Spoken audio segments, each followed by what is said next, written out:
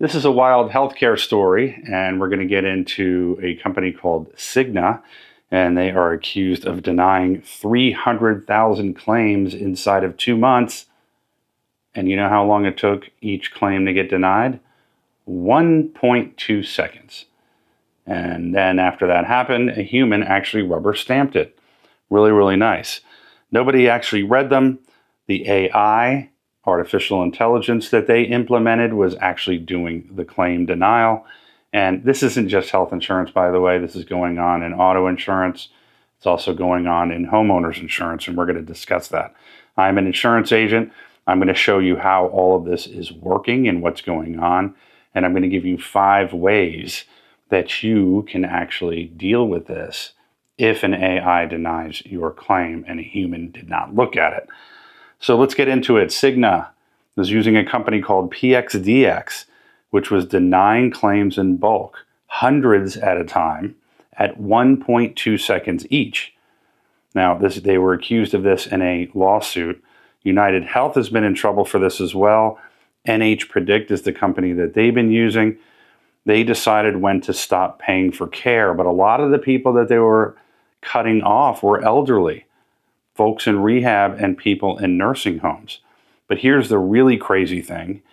These denials were wrong 90% of the time. 9 out of 10 denials were actually reversed when somebody appealed.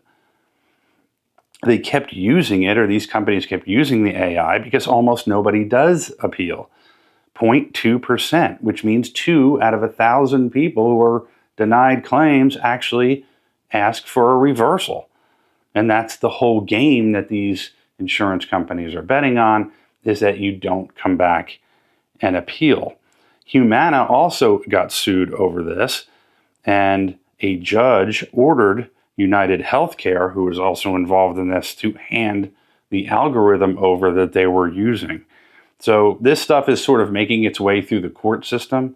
It's also, and I'll go over this in a second, it's also making its way through the regulatory system as well. And there's a lot that has to get done here.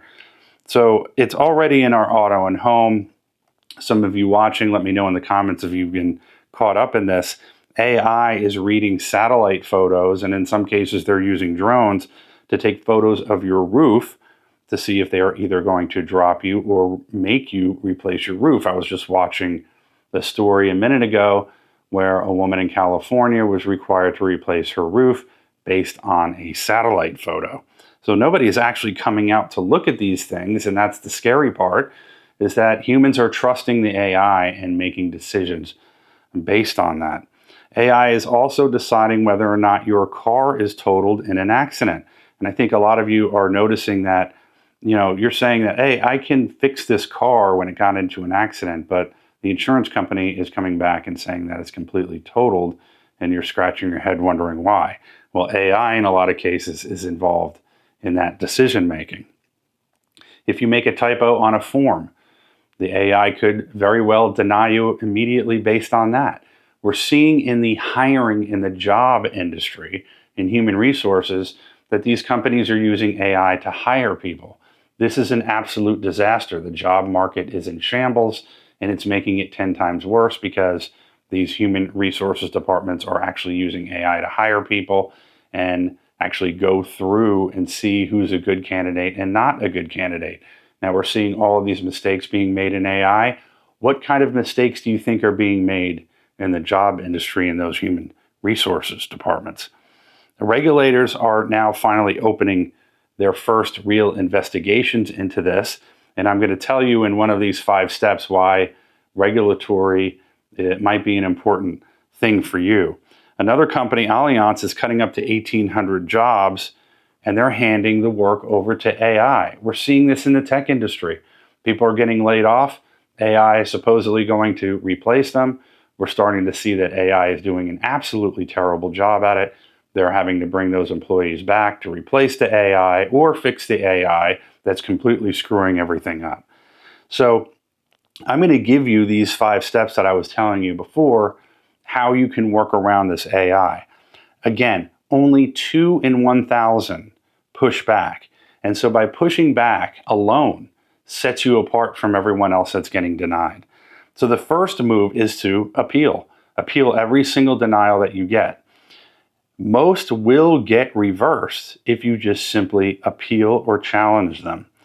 Number two, ask for a human to review in writing. So send in writing to the company that you would like a human to actually review the case if you suspect AI was involved. And then you can ask the actual question, was a computer making a decision based on my claim? Many states by regulation are required to actually answer that. Number three, ask to see the data that they used. If they denied you based on a roof issue, ask to see the roof photos. And then if they deny you, in some cases, people are saying they're being denied on social media, ask to see that information too. If you see that it's wrong, make them fix it.